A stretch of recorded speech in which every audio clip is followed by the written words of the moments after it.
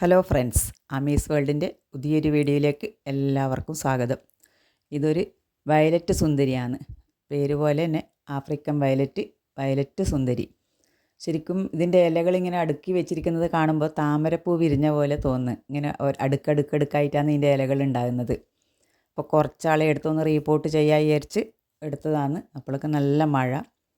അങ്ങനെ അങ്ങോട്ട് തന്നെ തിരിച്ചു വെച്ചു. പിന്നെ അതിൻ്റെ ചോട്ടിലുണ്ടായിരുന്ന ചീഞ്ഞ ഇലകളെല്ലാം എടുത്ത് കളഞ്ഞു.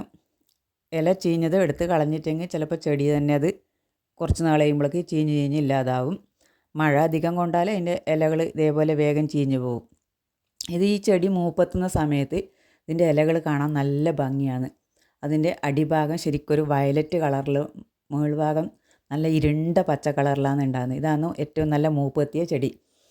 ഈ ചെടിയിൽ നിന്ന് നമ്മളിപ്പോൾ ഇല പറിച്ചിട്ട് നമ്മൾ കുത്തി കഴിഞ്ഞാൽ നമുക്ക് പുതിയ ചെടി ഉണ്ടാക്കിയെടുക്കാൻ പറ്റും.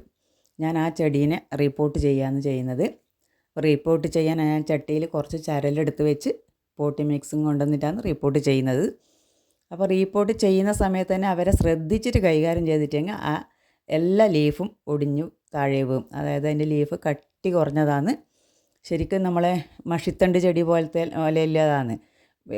വേഗം ലീഫ് പൊട്ടിപ്പോവും. എന്നിട്ട് ഞാൻ ശ്രദ്ധിച്ച് കൈകാര്യം ചെയ്തിട്ട് തന്നെ 2 ലീഫ് പൊട്ടി വന്നു. ആ ലീഫിനെ എടുത്തിട്ട് നമ്മൾ വേറെ കുത്തി വെച്ചാൽ നമുക്ക് പുതിയ ചെടി ഉണ്ടാക്കിയെടുക്കാൻ പറ്റും. ഇതിപ്പം ഒരു പോട്ടിൽ നമ്മൾ വെച്ച് കഴിഞ്ഞാൽ ചിലപ്പോൾ അതിൽ ഒന്നിൽ കൂടുതൽ തൈകളുണ്ടാകും.